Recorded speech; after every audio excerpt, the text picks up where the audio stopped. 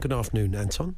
Good afternoon. How you doing? Not bad. Good, thanks. I'm guessing Lopetegui's re-signed you to sort stuff out at the back. Is that it? If I could still move, then possibly, but I can't move on the football pitch anymore. Oh dear. So what are you up to, Anton? Tell us. Yeah, I'm come on to announce that I'll be taking part in the next series of Dancing on Ice. Oh, okay. Wow, you're a brave man. Brave man, bold man. Yeah, yeah. And as the producer just said to me before going on air, it's probably one of the most dangerous ones after SAS. So yeah. He's always good for a pep talk, our producer. Yeah. Always gets you in a good mood. Yeah. Yeah, for sure. But I'm looking forward to it. Yeah. Can you skate already, Anton? No, I can't. Not the way that they want me to anyway. You know, like when I was younger, I'd get on the ice and we would skate and try and go as fast as possible. But now it's controlled and with good posture and almost like a ballerina, and that's so far away from what I actually am. Have you started training yet? No, I start training in the next few weeks. But I suppose you have to get a kind of basic level of being able to get around the ice before they can get you sort of spinning and holding people up in the air and stuff. So have you been skating a bit more than usual? No, I haven't. I'm going in this blind, and as I say, the biggest thing for me, I'm looking forward to having structure, and also having a new skill to learn, and something that I can really sink my teeth into. That's true. You'll be the training will be great, I think. And the dancing out, you're a decent dancer. For those who have probably seen me over the years dancing, if I've scored a goal, or there's a video of me and Nigeria Coca doing something called the Soldier Boy, I'm sure people will beg to differ. Well, do you know who else is involved? I've seen a few of the names of people. You've got a couple of people from the soaps, Charlie Brooks from EastEnders, and one or two others. So Steve Redgrave's doing it. That's a man. Very competitive man. We've done a couple of things with Steve, and he's very competitive bloke. So he'll be right up for it. Yeah, I'm looking forward to meeting everyone who's involved. I only know the ones who've been announced so far.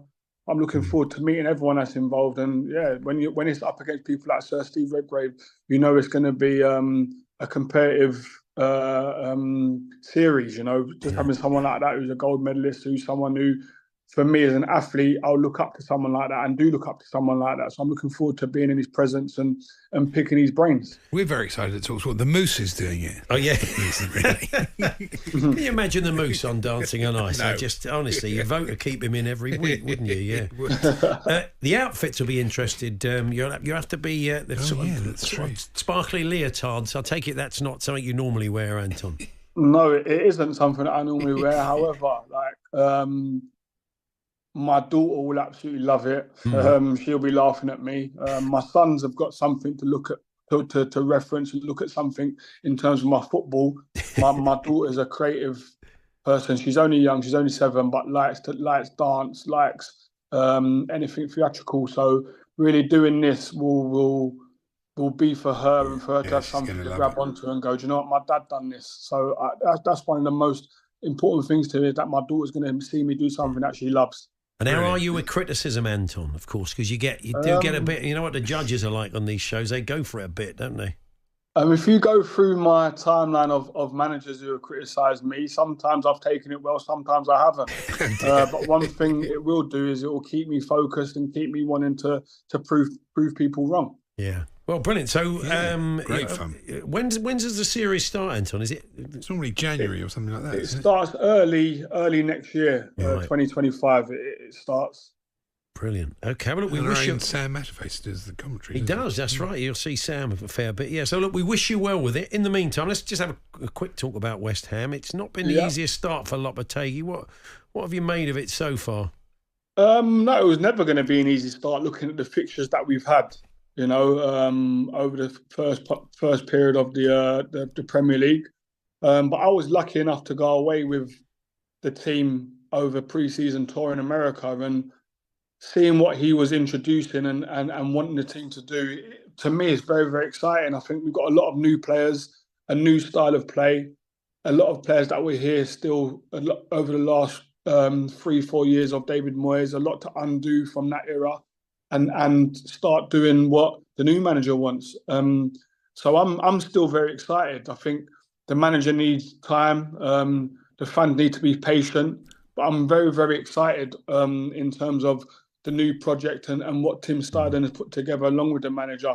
You know, and I think once it clicks, all this pressure will go away, and the fans will be absolutely buzzing. Yeah, because I mean, a lot of the criticism we've been hearing is that it doesn't feel a lot different. But I mean, you've seen enough as a pro, and you've seen enough of what they're doing to know that it is different. And as you say, once it starts to work, it's going to be successful.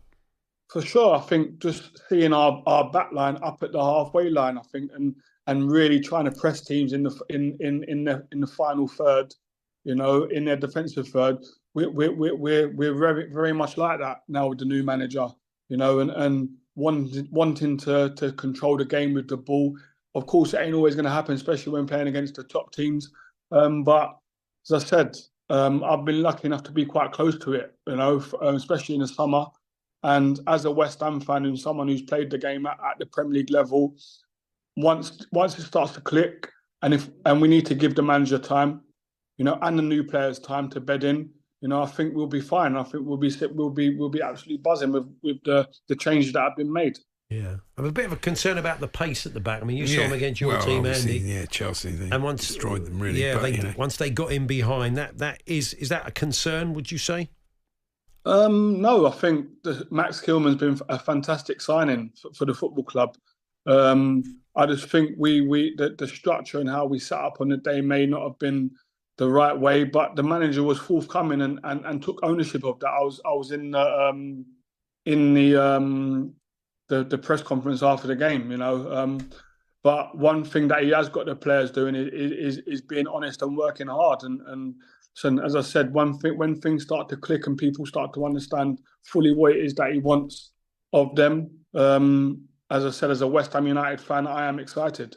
Excellent. Well, look, we wish you all dancing on ice, Anton. All the best. Thanks very much. No problem. Thank you very much. Take care. There's Anton Ferdinand, so the latest name to join the lineup for Dancing on Ice. Yeah, it's a good lineup. They approach you, Andy. You interested? Come and get me, please. No, not for me, that one. No, I wouldn't do any of them really. I Strictly? wouldn't be asked, but let's be honest. You'd be great in the jungle, real scorched earth. No, thanks. That's one I hate. I hate that show. You hate it? I hate all that. I hate the Bush Tucker trial. I think it's disgusting. It's one of the most disgusting things on television. Is it? Quite revolting. Okay. Isn't it? It's kind of meant to be, isn't it? I know, but that's it. It doesn't do it for me. Yeah. Strictly I like, yeah. You'd be good in the Big Brother house. Yeah, that's the easiest one. You don't do anything. You'd be quite compelling viewing. Probably. It's just like people were flying planes over telling you Chelsea have lost 3-0 or something. Nicholas Jackson's missed a sitter. Well, that doesn't happen very often these days. Oh, no. Paul Hawksbee and Andy Jacobs, Monday to Friday afternoons 1 till 4 on AM, on DAB, via the talkSPORT app and on your smart speaker. talkSPORT.